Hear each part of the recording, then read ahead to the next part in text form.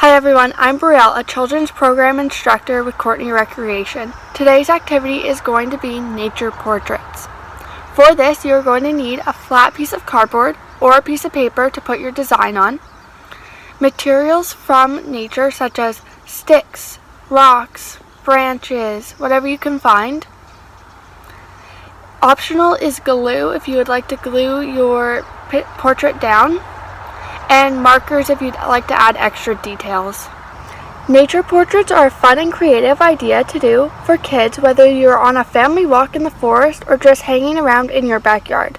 Each portrait is unique to each child and lets them use their imagination. Not only does this activity challenge children to replicate themselves, it can also teach them about the different aspects of nature. The first thing you are going to want to do is to go out into your forest or into your backyard and start collecting materials that you would like to use.